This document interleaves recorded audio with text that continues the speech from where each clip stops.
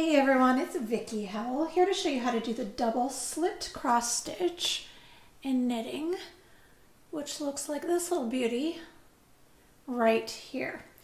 Okay, so for this, we'll have a cable needle ready, and I've already worked up to the portion when I'm going to cross the stitches. So for this pattern, generally if you're using this stitch, you will have slip stitches for rows before. And you can see that here because they're longer.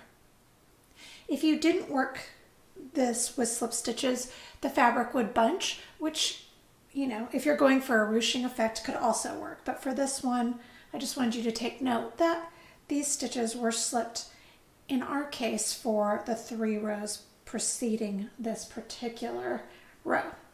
Okay, so the double slipped cross is worked over 4 stitches total, and we're going to begin by, I'm picking up my cable needle. We're going to slip the first stitch onto the cable needle and just let it fall to the front. Then from here, we're going to slip the next 2 stitches purlwise onto our right hand needle. So there's 1, there's 2. Okay, from here, we're going to grab that cable needle again, and we're going to place it on the right hand needle. So you can already see that it's at an angle. Then we are going to take our cable needle again and take the last of the 4 stitches, and we're going to let it go to the front from now on. Okay, then what we want to do is we want to, all of these stitches that we placed on our right hand needle, we want to put back on our left hand needle, but in this new orientation. And so we're slipping them purlwise again. And we're doing that so that the stitches don't twist. And what you can see is that longer stitch is now leaning to the left. Okay, and then for our last trick, we will take the cable needle and place that 4th stitch back on the left hand needle.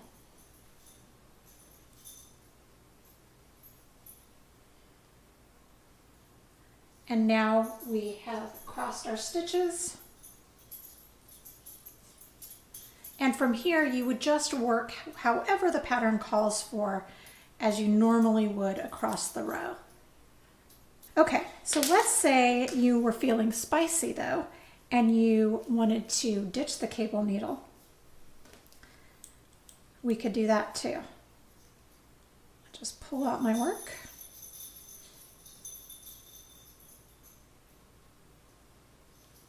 Okay, so if we were doing this without a cable needle, I'm going to zoom in just a little bit more, we would slip our stitch forward and just kind of pinch it down in front of the piece.